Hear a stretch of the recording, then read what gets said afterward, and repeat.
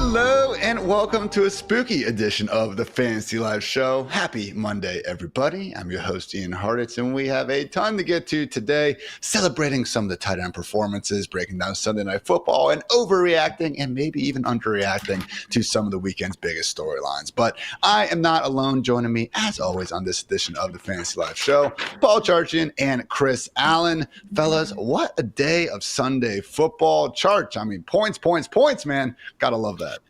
That was fantastic. When Kyle Pitts scores a touchdown in the opening drive, like, game on. I mean, this is going to be a great day. That is an omen that you can take to the bank right there. So it started really well, and it ended up when what has to be a historic tight end output day. I don't remember any tight end day in history being like this. It was great to see for everybody who's languished with tight ends, which is basically all of us.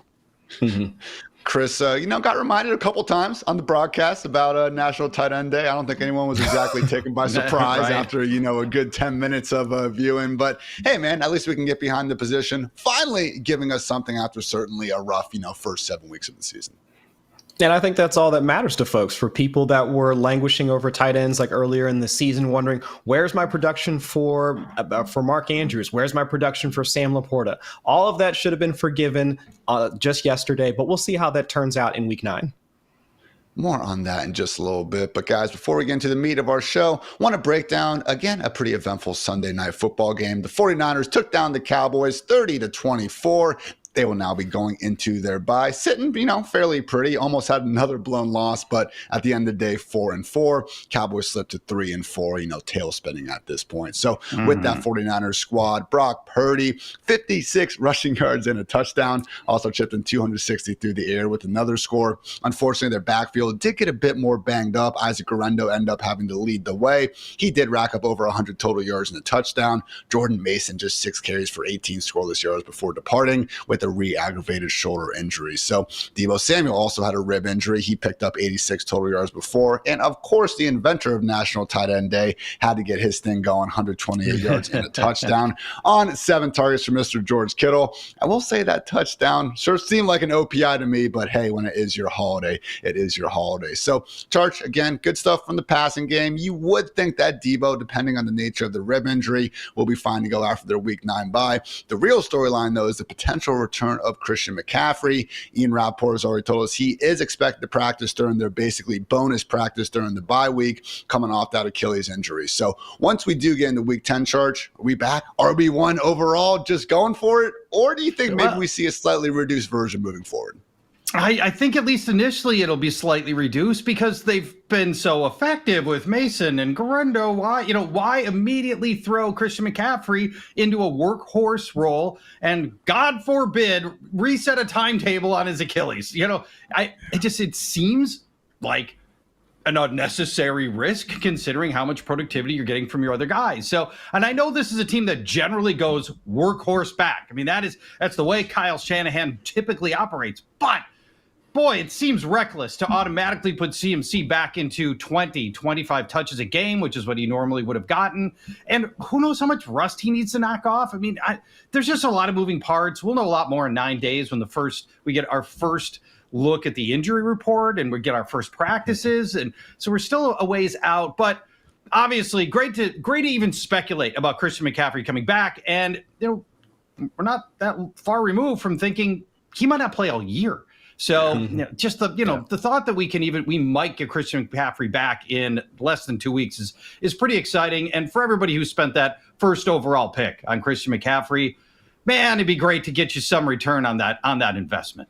Mm-hmm. Especially after you just had to watch CeeDee Lamb, the usual other consensus #1 overall pick, go off out there, 146 yards and 2 touchdowns on 17 targets. Post-bye week CeeDee Lamb really becoming a mythical figure here in fantasy football land. So I will say both touchdowns just, really didn't get covered by anyone on the entire 49ers defense. But hey, 6 points, no matter how you want to cut it. Chris, really the storyline here in Dallas, because we know what we're getting out of CeeDee Lamb, would have been a lot cooler if Dak threw a few less interceptions out there. But this running back, man, Rico Dowdle, another late scratch, pretty much had this illness before the game. not trying to say the guy wasn't sick, but looked pretty fine signing autographs. I will say, you know, out of the tunnel, just my 2 cents there. But ended up getting Zeke, Dalvin Cook, and even Hunter Lupke splitting up the backfield. So, Chris, can we get behind any of these running backs moving forward? Because otherwise, man, certainly seems like CeeDee Lamb is the only guy in Dallas that we can even somewhat trust in fantasy. And I think I'm with that line of thinking and just targeting CeeDee Lamb, maybe Jake Ferguson from a receiving standpoint, and that's about it. The thing that I first thought of when it was like Rico Dowdle is going to be the one that's going to be out, it's going to be Zeke, Dalvin Cook. I was like, oh, they called up Dalvin Cook. You know the gif of the guy taking some duct tape and putting it over that stone, like a crack in the stone foundation or whatever, that gif? I was like, that's what I thought about it, because like that's what that's going to fix. Because unless Dalvin Cook is going to be out there like instructing Dak not to throw into tight windows or being out there actually trying to catch some of those balls when he tries to fit him, when he tries to be aggressive, that's really all that really needs to be done right now. Because this passing game, I mean, Jalen Tolbert out there dropping catches, Devontae Turpin out there dropping catches, not helping him convert. If your passing game is really only structured around those two players, like your star wide receiver one and a tight end, this is what you're going to have from Dak, who is one of the more aggressive passers in the league. Top 3 in terms of tight window throw rate. And of course, these interceptions are going to come. We saw that a couple of years ago, and that's when they had stronger wide receivers. So if this is going to be the type of offense that they're going to try and run, where it's all predicated on the passing game, and they don't have much on the running game. I mean, Ezekiel Elliott averaged around 3.5 like yards per carry. Dalvin Cook was around 2. I'm out on this running back room until we see more from the offense, from their efficiency as a whole. O-line's been banged up, certainly a shell of the former elite groups we have seen in Dallas over the years. As you mentioned, Chris, not exactly a proven number 2 in this offense. Brandon Cooks being on IR doesn't help. Dak Prescott obviously not really playing his best football as of late as well. So other than that, though, Cowboys fans, I think the offense is really close to getting it back together. Falcons, Eagles, Texans, and the Commanders over their next 4 games. You know, maybe there's a one in there, guys, but I don't necessarily see it. So either way, entertaining Sunday night football game, as Chris Collinsworth there said at the end. It was a wonky one. We appreciate their service. So, guys, that was your Sunday Night Football recap. Do have a handful of injuries, though, that we do want to keep an eye on throughout the week, primarily ahead of this, first place NFC North matchup between the Lions and Packers. Jordan Love dealing with a groin injury, so make sure you keep an eye on that throughout the week. I'm sure we'll hear plenty about it, as we do with any sort of quarterback injury. Stephon Diggs also dealing with a non-contact knee issue. Honestly, guys, don't, knocking on wood, hopefully it's fine, but seems like one of these where we might get some bad news here in a few hours after some tests are done. Also, banged up Jaguars wide receiver room, Christian Kirk out for the season with a collarbone issue, and Brian Thomas Jr. even looking uncertain for this week. He is undergoing an MRI on his ribs at the moment. Gabe Davis also out with the shoulder, if you're into that kind of thing. Drake May with a concussion, unfortunately, could be out for a week for the Patriots. We'll see, all head injuries treated a little bit different depending on the situation. Also, Sterling Shepard with a hamstring issue for Tampa did manage to return, so not expecting too long of an absence, if anything. Mentioned Rico Dowdle. Kendre Miller finally started to get going for the Saints, actually had a couple nice runs, and then he pulled his hamstring, so not ideal there in New Orleans. And then finally, Juwan Johnson also dealing with a concussion for the Saints, but hopefully they are getting Derek Carr and even some more offensive linemen back ahead of week 9. So those are some of the injuries to keep an eye on. We'll keep you updated here on the Fantasy Life show throughout the rest of the week. But now, guys, time to panic about some potential fantasy stars or who we thought they were going to be right after this word to our friends over at Knockaround.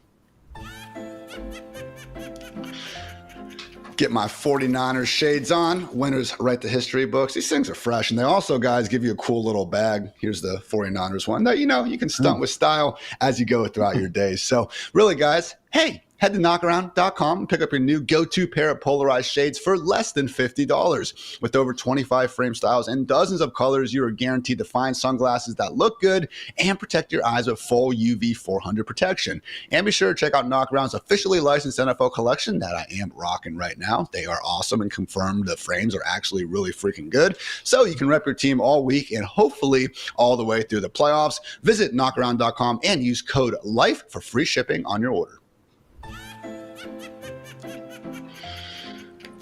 All right, guys, it's Monday, which means it is time to panic. And one guy that we probably should be panicking about, and honestly have been for quite some time now, Anthony Richardson, simply doesn't seem to be improving. Now, going into the season, Dwayne McFarland and myself were saying, look, we've seen horrible quarterbacks still be fine in fantasy land, and constantly reference Tim Tebow as one of those.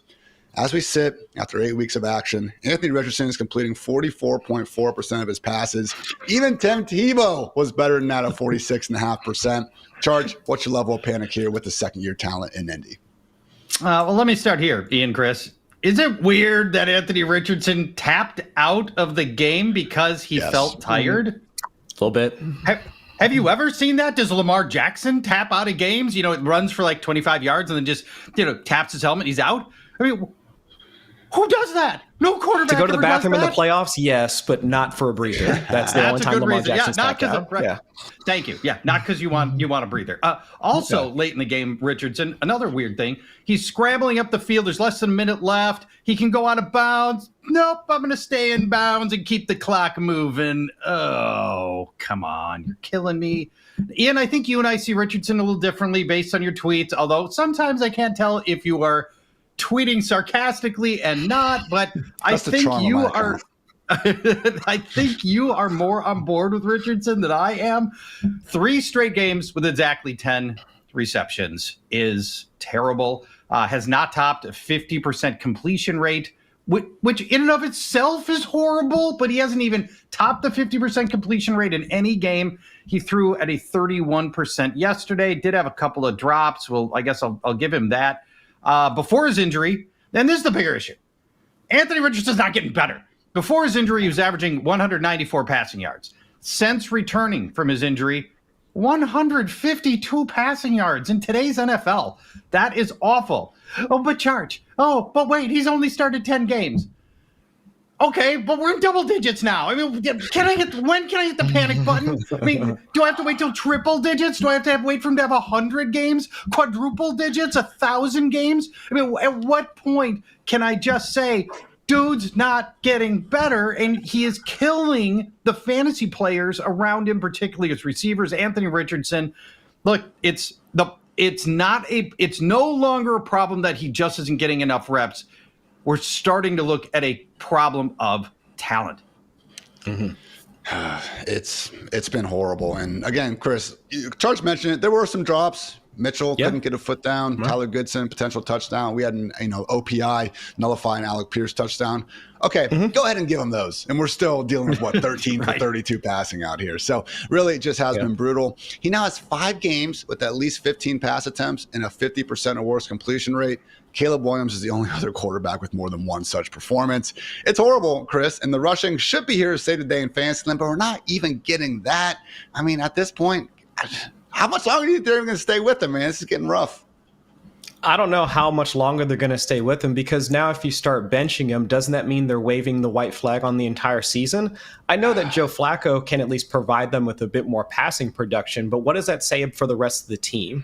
What does that say for their chances for what the future is going to look like? Because I'm assuming Joe Flacco is not their future. But I think the more important part is, what does this mean for fantasy? I mean, Anthony Richardson doesn't offer the ceiling. He definitely doesn't offer the ceiling. That was the bet that we were making with him when we were drafting him in the 4th, 5th round or somewhere in there, back in August. And he's also not providing us with a floor. I mean, to your point, he had around 9 or so, 9 design rushing attempts in his first game back last week, around 5 or 6 just this past week, and not even getting into the end zone to really cap off that production that we wanted to see from his mobility. So if we're not even getting the floor play from him, and the passing production is also there, I'm having a hard time trying to justify starting him. He has to be out of the top 12 at this point, probably right around those streaming guys that you would want to try and roster on a week-to-week basis. Jameis Winston came off the bench, for a lot of folks, and put up a better fantasy day than Anthony Richardson. So I think at this point, looking for other options is probably your best bet. And schedule's not going to be doing them any favors. Vikings, Bills, and Jets over these next 3 games.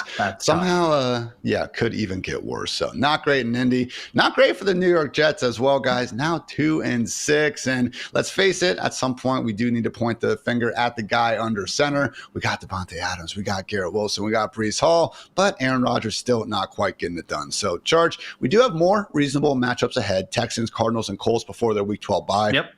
Do you think this passing game can turn around and be the sort of just high-end fantasy producers that a lot of us drafted them to be a few short weeks ago? Nope. I don't think it's happening. And it's not that Aaron Rodgers is playing badly, but the upside is completely gone from his passing offenses now. His last 300-yard game, and I know we've thrown this stat around several times, December of 2021, which is ridiculous. We had 5 300-yard passers yesterday. 300 yards isn't even that much anymore. Aaron Rodgers' last 3 touchdown game, again, which isn't that hard to get to, November of 2022.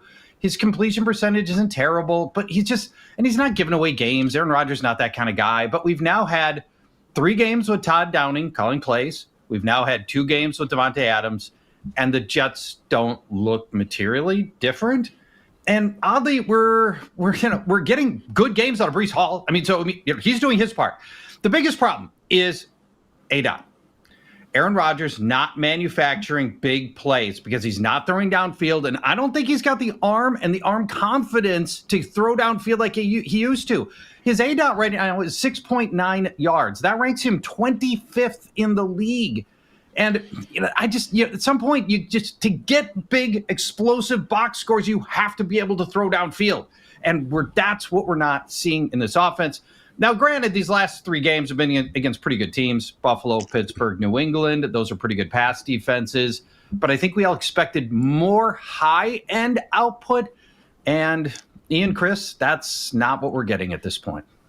Mm-hmm. And even if the arm talent, you still see the flashes of it when he's in rhythm and everything is going right. I mean, the mobility coming off an Achilles, being 40 years of age, is completely shot. And accordingly, he's got the 2nd quickest average time to release in the NFL. Not so sure he trusts that offensive line in front of him either. So, Chris, it's not like we were necessarily expecting top 10 numbers from Aaron Rodgers. And he hasn't actually been horrible in fantasy. I mean, QB 20 ahead of Patrick Mahomes. It's so sad. Very close to CJ Stroud and Dak Prescott. But at a minimum, Chris, like Davante Adams, all right, we brought him here. They should have the chemistry. Back-to-back games that left us wanting a bit more. So again, at least over these next 3 games, 3 defenses that are towards the bottom of the league and more passing metrics than not, do you think Adams and, to a slightly lesser extent, maybe even more, Garrett Wilson can get going? I think so. And now hold on, guys, hold on. I mean, they haven't kicked the tires on Jeff Janis. They haven't seen what Jordy Nelson is doing, what Randall Cobb is doing. I mean, just let's bring back more of the band from Green Bay, and then they'll be able to get this stuff back on track. I mean, that's really, if we have to be honest about it, I think that's what, but no, Savage. To be serious, I know. But to be serious, though, I would say that does Aaron Rodgers need to be explosive? I would say it'd be nice because it would allow them to at least operate more in the opposing team's red zone a bit more. I mean, they are right now 21st in 3rd down conversion rate. Like that's where, since Jeff Albright has taken over. But I would say from a pass yardage standpoint, he's doing at least most of the things that we would want, because I would not expect a lot of people to be starting Aaron Rodgers in fantasy. And if you are at this point, I'm really sorry for you. But we are starting Garrett Wilson. And Garrett Wilson right now, like around a 27% target share, like over the past couple of weeks. And that's with Davante Adams, like in the lineup. Davante Adams, most folks are starting him, 23% target share. So if Aaron Rodgers is averaging like the 10th most dropbacks in the league, and that's since Robert Saleh's been let go, and averaging about the 5th most passing yards per game, we're getting most of the pieces or most of the components like for fantasy production that we would want for the guys that we're starting. It's just the problem with the inefficiency once they get into 3rd down and obvious passing situations, and where the explosives could be needed. That's what's stopping them from getting into the red zone and stopping guys like Breece Hall from being useful in fantasy. And now we're seeing more of Braylon Allen like being used. But I think overall, like if they start hitting some of those deep shots, we might see like that more of the high end rotation for a guy like Breece Hall. But for right now, I'm not as concerned about Garrett Wilson, Devontae Adams a little bit. Let's see if they start to get him mixed in a bit more. They start to connect a bit more, him and Rodgers. But for right now, at least, Garrett Wilson is still a guy that I'm kind of slotting into that top 12, like around that like wide receiver one-ish like type of ranks. But at least for like over the next few weeks, to your point, Ian, if the schedule starts to lighten up, we should see a bit more from the wide receivers that we actually are starting in fantasy. Devontae, first 2 games for the Jets, had to catch the Steelers, and then a shadow day with Christian Gonzalez. So certainly not easy, but, player of his caliber, you would expect maybe a little bit more. I do believe we will get some of those weeks coming here shortly. Guys, let's talk about a Bears offense that maybe at this point is a bit too unpredictable to start anyone. I mean, Charch, okay, we got DeAndre Swift, 4 straight top 10 performances after he was left for dead by the whole fantasy community. So feeling good there. Guilty. But this passing game, man, 4 games now with under 135 passing yards. Only the Steelers also have that many. So not ideal for a group that really, especially coming off the bye, we thought they had turned it around. Yeah, the regression was disappointing for Caleb Williams in this game because he had been getting incrementally better. I mean, I really think that he had been trending the right way, and he's still young, so I guess you give him the benefit of the doubt that sometimes he's gonna have some clunkers. And we should mention Chicago's offensive line is all beat up. They got injuries to Braxton Jones, Tevin Jenkins, Nate Davis, Larry Borum, and the coincidentally named Chicago and Bill Murray. They were talking about Bill Murray on the sidelines. I'm like, Bill Murray's on the sidelines? That's cool. He Groundhog Day? Went to Washington. Yeah. I think apparently it's a different Bill Murray. Anyway, back-to-back dud games from DJ Moore. Also a little because he had been like the one guy, right? The one guy you felt comfortable starting. Like, okay, DJ Moore's in. But yeah, dud games from the problem is too many short throws. I was just complaining about the ADOT that we had with Aaron Rodgers. This is worse. 5.5 yard ADOT in this game for Caleb Williams, which is a reversion back to weeks 1 and 2 when it was all just short dump off stuff. 14 of Caleb Williams' passes were within 12 yards, and he had just 2 completions of over 12 yards. It's just you just can't fill out a box score dumping the ball off 5 yards a completion. It just doesn't work that way. At Arizona next week. So maybe the get right game is coming. Arizona sees the 6th longest average throw at 8 yards. 8 yards, a healthy ADOT. Let's hope that we're going to see some longer, better passing from Caleb Williams here. I want to believe that's going to be the case. It is another good matchup, Chris. Not that the Commanders, we've seen them over the last couple of weeks go from a group we were really targeting with reckless abandon to, I think, a group that should be considered not the best defense in the league, but a pretty solid group. But man, since week 3, the Bears have got the Colts, Rams, Panthers, Jaguars, Commanders, and then one more good matchup against the Cardinals. So I'd like to think that it could be a chance for them to turn it around. But, at what point do we put more of the blame on Caleb? Because going into the year, it was very easy to look at this wide receiver core and say, hey, that's one of the best in the league. I'm one of the best that a rookie quarterback has been set up with. No, the offensive line has not overly helped matters. 61% pressure rate yesterday. That was miserable. But on the season, man, they're 18th, 35%. Like, we're watching Drake May go out there in a Patriots offense. I think we can all agree is quite a bit worse. And he's been putting up more consistent passing numbers than Caleb has managed. So, Chris, as Church said, he's young. We can cut him some slack here. But, man, just especially coming off that bye and the way he was moving up, very disappointing performance. Yeah, I think Caleb Williams is trying to at least assert himself as his play style and how he wants to play the game. But these defensive coaches, they're just not letting him do it. Like, think back to, week 2 when they played against the Texans, and DeMeco Ryans, we know him to be one of the more, let's say, progressive defensive coaches. I mean, he lit him up with over 35% blitz rate. Dan Quinn, just this past week, 40% blitz rate. You can see how much some of these defensive minded coaches respect Caleb Williams, and they can see some of the cracks in his game already and how they tailor the defense to go up against him. And next week, while most folks would think that going up against Arizona would be the better matchup for them, Jonathan Gannon, we've seen him actually cook up some fairly decent defensive packages against opposing quarterbacks in the past as well. So I'm not as certain, especially if Caleb doesn't want to try and change his game in order to maybe affect the way that the plays are being called, because I know that the play calling is bad. We knew knew that like Shane Waldron coming over there was going to be a bad thing? Just ask Jackson Smith and Jigba. Like, Ian, you've referenced that same video so many times about how bad it's going to be for them. But I think for right now, between Caleb Williams and just the play calling, how Caleb Williams is playing in structure, then also these the wide receivers for the Bears. DJ Moore, the past 3 weeks since Keenan Allen has been back in the roster, his target share is like steadily ticked down, targets per route run steadily ticked down, and now we can't really have a wide receiver one that we have at least some sort of anchor to want to start at this point. So if the passing game, starting from the quarterback and the play calling on down, is being affected, I mean, I'm having a hard time starting anybody from the Bears roster at this point. Well, it's just one data point. We had several really good ones before. I mean, I don't think we gave up on CJ Stroud after that bad performance in Green Bay. So these things do happen. Hopefully better days ahead passing, because at least running the ball, Caleb has been helping fantasy managers that way. One of only 8 quarterbacks averaging at least 30 rushing yards per game on the season. So guys, we're getting a bit negative there, but now it's time to appreciate some of the more good fantasy performances we've been seeing right after this word to our friends over at DraftKings. Graphics are getting me. A chill in the air, leaves falling to the ground, and football every weekend. That is what fall is all about, and you can make each weekend even more exciting by getting into the action with our partners at DraftKings, the #1 place to bet on touchdowns. And right now, all new customers who bet $5 will instantly get $200 in bonus bets. All you have to do is download the DraftKings Sportsbook app and sign up using our promo code FANTASYLIFE. The crown is yours. Again, that is $200 in bonus bets instantly, and you can stay in on the action and use your $200 in bonus bets to bet anytime touchdowns on DraftKings. After all, DraftKings is the place to bet touchdowns. Sports betting is not yet available in your state. Don't worry, you can still join in on all the fun with DraftKings Daily Fantasy and have the shot to win cash prizes. Download the DraftKings Sportsbook app now. New customers use our promo code FANTASYLIFE and bet just $5 on any wager to get $200 in bonus bets instantly. That's promo code FANTASYLIFE only at DraftKings Sportsbook.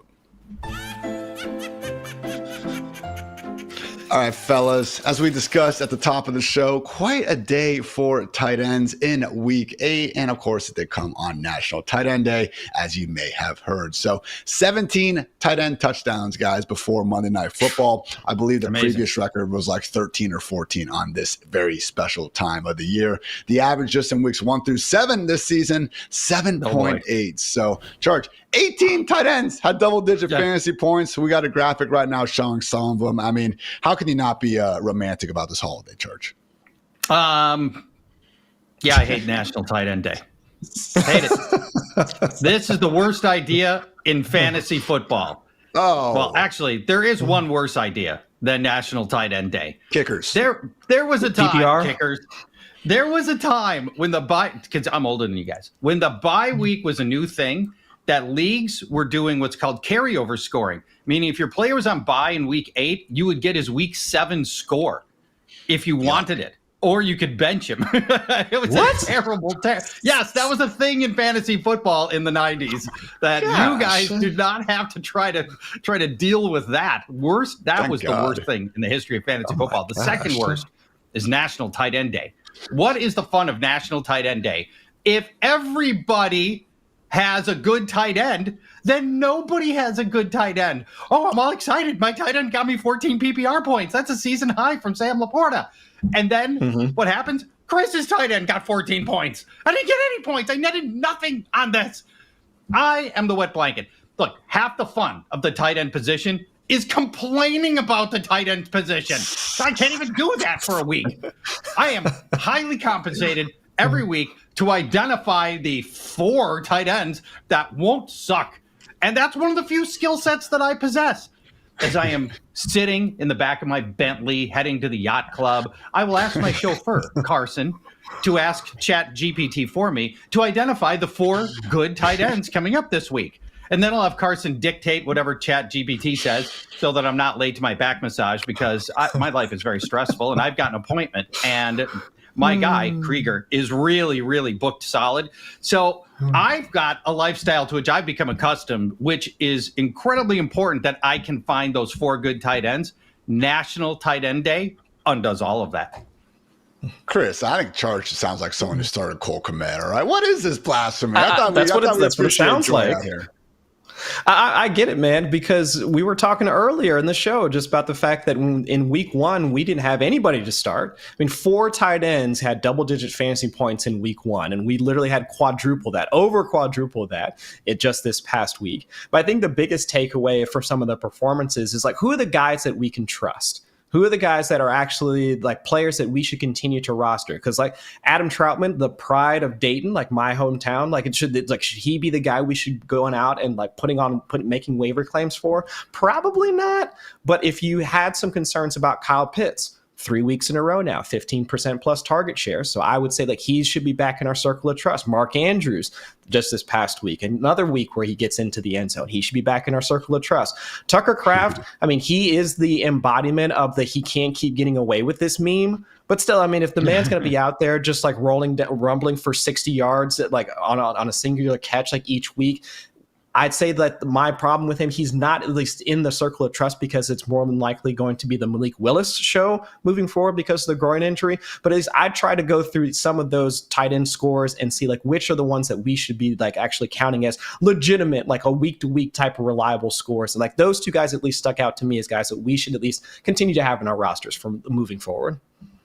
That'd be a great weekly bit, Chris. Just literally have a circle of tight end trust and have, the 5 or 6 guys in there, and then everyone else, can be sitting on the outside until they earn that, exclusive club. So sorry, Charch, everything you and Carson had to go through in this last week. But hey, at least for one day, stand up all these great tight ends. And also, guys, we think some apologies are due. Sorry, Baker Mayfield, for doubting you. He was ranked as just our QB 19 because, we figured that taking Chris Godwin and Mike Evans out of the offense would make a difference, but it really did not. QB2 on the season in fantasy points. No one has more passing touchdowns since week 1 of last season than Mr. Baker Mayfield. Now, Charge, we got plenty of interceptions as well. Seems like, it's Jameis 2.0 down there in Tampa. Nobody has more over the past 4 weeks of action. But hey, man, we're in the business of fantasy points, and when we're usually only losing 1 for an interception, great stuff going on in this Tampa Bay passing game. Do you guys ever do this where, like Matt let us know that our consensus ranking was quarterback 19 on Baker Mayfield. And I'm like, well, not me. I mean, I certainly was not that person. I trusted Baker Mayfield all along. And then I go back and look at my rankings. Quarterback 17. Yeah. I think we tend to remember ourselves a little more charitably when we see the box scores and we think it matches up. But yeah, we kind of blew it here. But in fairness, 50 pass attempts, 330 yards, 3 scores, particularly impressive with Sterling Shepard leaving the game early. Completed passes, Baker did to 9 different receivers. And after we spent all week trying to like decode which Buck receiver was going to be the one that you wanted to go pick up on waivers, was it Jalen McMillan? Was it Sterling Shepard? Was it Trey Palmer? It turns out the leading receiver is someone called Raheem Jarrett. Who? What? Was I supposed to know who that was? We do this for a living, and maybe you guys have got a thick book on Raheem Jarrett, but I was like, yeah, I'm not sure who Raheem Jarrett is. I do not know who that is. Yeah, maybe it doesn't matter if you've got Cade Gronk Otten on your team, and then all you have to do is just turn it over to Cade Otten. At the end of the day, Baker Mayfield, dude, it's just a simple. He's a baller. He makes everybody around him better. I love what the offense have got with Liam Cohen. I love that they just go let Baker Mayfield be a gunslinger and just let the chips fall where they may. And you know what? Good things happen for fantasy owners. Bucks are at Kansas City Monday Night Football next week. Kansas City's got a pretty good pass defense, and this will be a major test. So they pass with flying colors through 1 week. Let's see what happens on Monday night. I mean, Chris, we got some studs out there. I mean, Raheem Jarrett, that's going to get a lot of defensive attention, obviously, from the Chiefs and everything. Sure. But you do look at the numbers, and, Trent McDuffie and company have been one of the better pass defenses in the league. So, again, this week, eating our, crow. Good job, Baker Mayfield. You going back to well next week, though, on Arrowhead? I do have some concerns about the sustainability of this Bucs passing game. I would say for this week, kudos to them and being able to Liam Cohen and company coming up with like a solid game plan. I mean, 23 of his targets went to either a running back or a tight end. You can't make the whole plane out of like having those guys being your primary like pass catching options. So I would assume that one of the wide receivers or a couple of them have to emerge as the targets that they want to use in order to keep the offense moving. And they were also going up against a Falcons defensive rush that only pressured him on 12% of his dropbacks. He ain't getting 12% pressure rate against the Chiefs. I hate to say it. Chris Jones is going to have something to say about it when they face the Chiefs just this next week. But I would say on the efficiency side, if Cohen is still putting Baker Mayfield in those efficient type situations, like a 20% dropback rate on using play action concepts, rolling him out, getting it like passing him like into the intermediate parts of the field and letting his receivers like work after the catch. I mean, that is really like how this offense can be sustained. And with the fact that they were also still like on the upper end in terms of pass rate over expectation, I mean, this is still going to be how they want to operate the offense. I would say from a fantasy standpoint, looking at guys like Jalen McMillan, the only wide receiver to have to get red zone targets. He got 2 just this past week, ran a route on 90% of the Baker's dropbacks. I would say he's the one that probably has the stickiest production moving forward, got mixed into the slot a bit as well. Sterling Shepard was the primary slot receiver until he was in and out with like a hamstring injury, if memory serves. But like Cade Otton, Jalen McMillan, like those are the 2 guys that I really want to trust, because at least from a pass catching standpoint, like focusing in on the running backs isn't just something that we can expect on a week-to-week basis. Right now, Buccaneers 4th ranked scoring offense, 28th ranked scoring defense. That's a fantasy-friendly combo right there. Hopefully they can keep things going, but I'm with you, Chris. Do think, the clock could strike midnight, if you will, next Monday night in Arrowhead. Let's talk about, though, probably the best storyline of Week 8. Jameis Winston and the Browns eating that W and seemingly charged just what the doctor ordered in Cleveland. Funny how one simple personnel change all of a sudden makes everyone else look that good. So, yes, was against a banged-up Ravens secondary. Yes, the Ravens happened to drop not 1, not 2, but 3 different interceptions out there. But, man, you got to be feeling pretty excited about at least these pass catchers moving forward. Yeah, really, just like Joe Flacco last year. Guy walks in, your backup quarterback walks in and immediately gives you 334 yards and 3 scores. Flacco, in his 6 starts, 5 of them were over 300 yards. He threw 3 touchdowns in 3 of the 6 starts. And there's never been a Kevin Stefanski offensive problem. It's always been a Deshaun Watson problem. And the moment that this offense isn't tied to the yoke of Watson, it takes off. It's so much fun to see. And Winston was having so much fun as well. And if you need stats behind this, Winston's 8-yard ADOT, which was great. And he can go even longer. Last time we saw him was 3 games in 2022, and he had a 12-yard ADOT. Love it. Watson was giving us a 5-yard ADOT. You can't get fantasy points, as I keep saying over the course of the show. You can't get fantasy points on 5-yard ADOT throws. We need to throw downfield. Winston gave us that. And there's a real chance Cedric Tillman is just better than Amari Cooper at this stage of their respective careers. And I'm suddenly a little intrigued by Jerry Jeudy, Elijah Moore. I mean, is this an offense now that's going to support David Njoku and multiple receivers? Maybe. I think you hit on the only real asterisk here already. You mentioned the dropped interceptions. The Kyle Hamilton one, I was shocked that he dropped it. Yeah. And then the Baltimore pass defense, all beat up, missing 2 starting cornerbacks. Something called Armour Davis was playing cornerback for the Ravens. I'm pretty sure Armour Davis is the final boss in Elden Ring. And yet here he was on the field. That's a badass name. That is a badass name, isn't it? Cleveland plays the Chargers next week. They've been very good against the pass. So we've got a truer test of Jameis Winston coming. But through one game, we love what we saw. Going to be tough against the Chargers, then the bye, and then after that, Saints, Steelers, Broncos, Steelers, and Chiefs. So luckily, as we know with Jameis, not exactly the type to get scared off by one bad pass or two. Should be seeing, at a minimum, guys, a higher floor and ceiling than what the Deshaun Watson experience was yielding. Chris, another offense that, changed their quarterback, and all of a sudden things started looking pretty great. The greatest show on surf in Miami, looking pretty great with Tua Tagovailoa back under center. Devin Achane ripping off another top 3 performance. Tyreek Hill, 72 yards, his most since week 1. Even Jalen Waddle reached 46 receiving yards, 45, felt like a bit of a pipe dream after, again, the first week of the season. So we all the way back here, Chris, because at least for 60 minutes, looked pretty good down there in Miami. I think we are all the way back, or at least we're most of the way back. I mean, of course, Tyreek was got hit for a large, a long downfield gain. Like Waddle got mixed in for an explosive play as well. I mean, we didn't see the 50-yard bomb to Tyreek down the sideline or something like that. But I think we're most of the way back. I mean, we're at least to the way back where we should be starting Tyreek Hill on a week-to-week basis. Jalen Waddle should be in our lineups. I think even even Jonnu Smith should be worked in as well.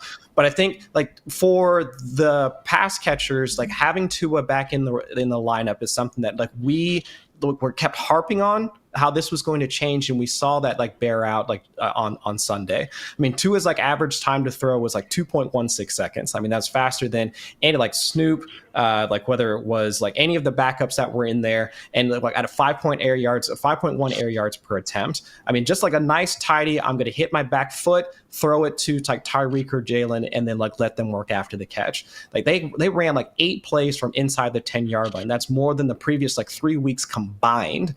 So now you now have a situation where, from a pass catching standpoint, Devon Achane should be in our rosters because of the target share that he's earning, but also Raheem Mostert. 3 straight weeks out touching Devon Achane once they get inside the 10. So if now this is going to be one of the more efficient offenses in the league with Tua throwing the ball to his pass catchers, having Raheem Mostert on your bench is something that folks should at least consider for the from week 9 and moving on. Goal line roll helped yield 21 touchdowns for Mostert last year. Obviously feeling good there. And guess what? Doesn't necessarily mean you can't be thrilled about Achane either. My man's only has 1 less catch than Tyreek Hill on the season. So 27 points, 227 passing yards for the Dolphins yesterday. I mean, they hadn't gone past 15 points or 179 passing yards in their previous 4 games. So I think the biggest thundering, roar from the crowd was saved for when Tua scrambled for a first down and then safely slid down. Keep doing that to her, please, man. Stay safe. All right, guys. Another man returning from injury and picking off nothing happened. Jonathan Taylor with the Colts. Charge looking like nothing ever changed from that RB1 that we've seen over the years. Not only with the production, 105 yards and a touchdown on the ground, but also elite 81% snap rate. Again, mentioned the schedule coming up: Vikings, Bills, and Jets and stuff. Not ideal, but at the end of the day, Charge, easiest way to help take some pressure off your struggling young quarterback. Keep feeding a guy like Jonathan Taylor. Yeah, I like that teams are getting smarter about high ankle sprains, and I think they're really letting those players rest enough so that they don't hit the field, aggravate the injury, or just aren't themselves. Taylor immediately looked like old Jonathan Taylor, and that was great. And I think he looks far better than his box score suggests. He had 10 avoided tackles in one game. 6.5 yards per carry on first down, which set up manageable second downs. He had a very healthy 20 carries. In a league that has very few workhorse backs left, we love our 20 carry performances, and we got that from Jonathan Taylor. And with Anthony Richardson struggling badly, as we've already detailed in extraordinary fashion earlier, the Texans knew that stopping Taylor was going to be the key to victory. And he still put up 105 yards and a touchdown. Now, you mentioned the schedule, Ian. Vikings' run defense had been great for a long time, but they've gotten worked by Kyren Williams, Jahmyr Gibbs the last couple of weeks. Then I think Buffalo, you said, is next on the schedule. Buffalo is not that tough of a run defense. And then the way you beat the Jets, it's not throwing at Sauce Gardner or DJ Reed. It's running the ball. So I think we're going to see a lot of Jonathan Taylor over these next several weeks. Yeah.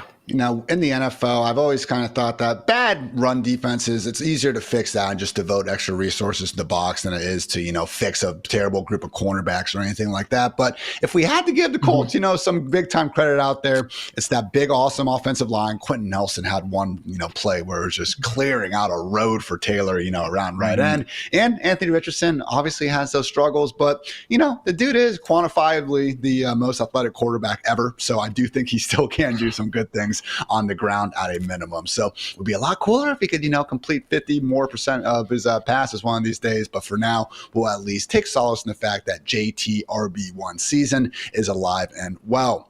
Chris, let's talk about a Bills passing game that is also alive and well lately against the Jets. 215 yards and 2 touchdowns. Titans, 323 yards and 2 touchdowns. And then even in a rainy Seattle afternoon, 283 and 2 more scores through the air. So Josh Allen and company, Chris, looking like one of the better offenses in football as of late. Right. And I think it's the complementary offense that you would want to see, because you know that Josh Allen, like from a passing standpoint, if he has the receivers in line in order to do so, like he can put up an efficient passing game. And Khalil Shakir, like after he came back from his like ankle injury, like he really has shown out to be like one of the more like efficient like wide receivers in the league. Now, while I get it, he plays more on like the short to intermediate like parts of the field. I mean, that's fine, as long as you have like the complementary receivers behind him in order to create like after the catch. And we saw Keon Coleman have yet another like solid day from a pass catching standpoint, creating explosives downfield, like while having Khalil Shakir like work the intermediate parts of the field. And of course, Dalton Kincaid also getting in on the tight end, like National Tight End Day from a pass catching standpoint. Like you have like multiple phases like of the passing game that Josh Allen can now access. But then when you also have a guy like James Cook, running as well as he has, like this is the Bills offense that they really wanted, like they envisioned, without having a guy like Stephon Diggs like in the roster, having multiple pass catchers, being able to continue moving the chains, Josh Allen like not putting himself in harm's way as often as possible, even though he did take a couple of nasty hits like on Sunday. But still, I mean, that is the way that they want to try and play the game. And even with Amari Cooper not really like doing more, and seeing more like targets go his way, like after he did have such a good debut just in week 7, I would say overall this pass catching group complements itself like well enough that Josh Allen like has at least enough like in his tool bag that he should be like in the QB1 conversation for the rest of the season. Keon Coleman putting another good performance better, making a lot of us look maybe like we overreacted a tad from freaking out about the Chiefs getting Worthy and the Bills having to settle for Coleman. Leave it to the fantasy football community to be wrong about something in the moment, guys. That never happens. Khalil Shakir has caught 36 of 38 targets this year, which is crazy. And to Chris's point, haven't even fully tapped into the Amari Cooper experience just yet. So 2 more really nice matchups on the way with the Dolphins and Colts. Wheels up for Josh Allen and company. But speaking of Mr. Amari Cooper, didn't exactly help out his guillotine squads last week. And accordingly, guys, let's head to the chopping block. No Halloween theme on the chopping block, but that's okay, Charge, because we still got to get through 3 players who likely were going to be, heavily on some teams that did not make the cut in another savage week of guillotine action. So we'll pick things up with Amari Cooper. 1 catch, just 3 yards, and only 2 targets. His route rate was over 60%, so it's not like the guy didn't exactly play out there. But, man, it's a good example, Charge, that when we do see these in-season trades, not every situation exactly leads to this immediate full-time role. Yeah, and super dangerous in guillotine, right? Where you're any one dud like this could end your season. I love that Amari Cooper's usage doubled, went from 19 snaps last week to 38 this week, and didn't expect 2 targets and 1 catch. Working against Cooper, arguably the toughest remaining schedule of any team is what Buffalo's facing here. 0 positive matchups left on the docket, and some brutal matchups against Kansas City, San Francisco, the Jets, bye week in week 12 as well. So even if Amari Cooper does get cut, he's available on your waiver wire in this format, man, we can't afford to take a 1 catch for 3 yard kind of game. He'd be somebody you'd have to just pick a handful of spots the rest of the way to play. Basically, I'm out on Cooper. Maybe $1, but it cost me a roster spot, so it's not even free at $1. I think I'm just gonna sit on the sidelines with Amari Cooper and let somebody else play that game. He just feels too volatile right now, and the schedule just isn't favorable enough for Cooper.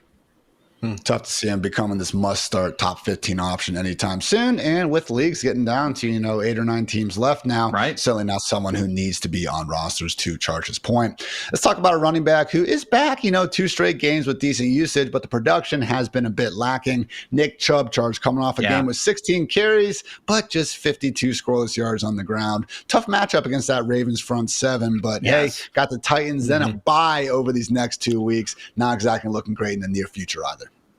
Right. So, brutal matchup against probably the NFL's best run defense. And so, maybe you benched Nick Chubb. I hope so. But most people didn't have that luxury. And now you got 5 fantasy points to work with. The good news is, this Jameis Winston-led offense should bring some balance to this offense and give future defenses a reason to just focus on somebody who isn't Nick Chubb. But tough matchup coming. You mentioned next week. Chargers run defense has been great. Then a bye week. So if you're going to pick up Nick Chubb this week, you're sitting him for 2 weeks. And then after that, looming games against Pittsburgh twice, Denver, Kansas City, all good run defenses. I'm going to limit my bidding. He's a starting running back and a workhorse running back at that. So I want him, but I'm going to limit my bidding here to just 25 out of 1,000. That's 2.5%. That's it. Just, we think so short term in guillotine leagues. We're just trying to stay alive for a couple of weeks. I don't like Chargers and then bye week out for Nick Chubb. Speaking of guys who, again, let us down, Cole Kmet, National Tight End Day, fraud watch, just 14 scoreless yards. Did catch a 2-point conversion. Maybe that helped you, but Charge not looking great. So we mentioned before in the Caleb Williams discussion, they get the Cardinals the next week. You'd like to think there's a bigger performance there, but you look a little closer at Kmet's games. Certainly has been, the beneficiary, if you will, of some of these excess passing volume performances. Not so sure that's going to be on the way.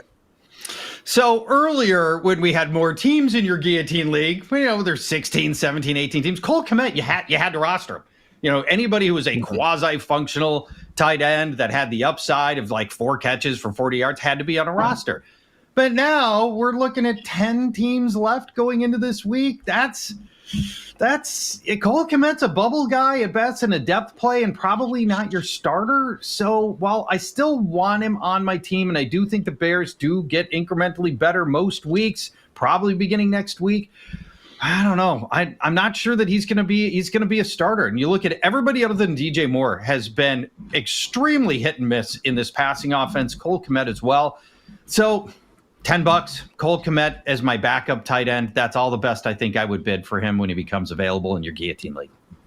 There's the overall tight end 2 in week 3, the tight end 1 in week 6, tight end 17 or worse in every other game. So certainly not dealing with that floor that we want to be going for in guillotine league. So make sure you guys check out all the Charge's great guillotine content, always free on fantasylife.com throughout the rest of the week. Getting fun, people. And hey, if you're already dead in your normal fantasy league, never too late to sign up for a guillotine one. Again, get 8 or 9 friends, however many weeks we got left at this point, and go get in on the action. Truly just such a fun way to play some fantasy football. So that was on the chopping block. But now, guys, it's time to get a little bit off the rails. Chris, conductor hat is on, which means the floor is yours, man. Talk about a take that, is maybe a little bit off the rails here. I don't even know if it's really off the rails, because if you are wanting to invest in one of like the best teams, I'm just going to say it. The Detroit Lions, they're America's team at this point. All right. Like move over Dallas Cowboys, Detroit Lions, they're in the driver's seat right now. And they have been just absolutely destroying teams like left, right, and center. Like the number of points that they've scored, just one game so far this season, under like 300 total scrimmage yards. Let me just read off like how many touchdowns they've scored. I'll even take out the defensive special teams touchdowns they got. 6 touchdowns like just this past week, 4 the week beforehand, 5 the week before that, 6 before that, and then 3 against the Cardinals. I mean, this is a team that is continually finding the end zone on a week-to-week basis. It doesn't even matter if Jared Goff is doing anything or not. The man just threw for 84 passing yards, and they still put up about 50 points. They met their projected team total by the end of the second quarter. I want any Lions player that I can on my roster right now. Give me Khalif Raymond, I'll put them in my flex spot. But I'm saying right now, if you have a Lions player on your roster, they're going to wind up having a top 12 score, at least one top 12 score, like from a Lions player for the rest of the season. Look at the rest of their schedule. They've got coming up, they've got Green Bay, Houston, Jacksonville, Indiana, Chicago, and then back to Green Bay. I mean, what's on their schedule that you really see as being a pushover for them from a defensive standpoint? I mean, maybe the Packers, but otherwise, with the way that the offense has been humming so far, David Montgomery has one game since like week 13 of last season without scoring a touchdown. Like, I want as many Lions players on my roster as possible. And honestly, even seeing the defense hold up as well as they have without Aiden Hutchinson, impressive as well. Wouldn't be surprised if they are maybe some buyers here as the trade deadline approaches. So, guys, that's going to wrap up this edition of the Fantasy Life Show. We hope you enjoyed us as always. And if you did, come back tomorrow morning. Myself, Dwayne McFarland, 9 a.m. Eastern, utilization and sheesh to our heart's desires. So, for Chris, for Paul, for producer Matt, for producer Kelsey, I'm Ian. Thanks again for tuning into the Fantasy Life Show. And until next time, take care, everybody.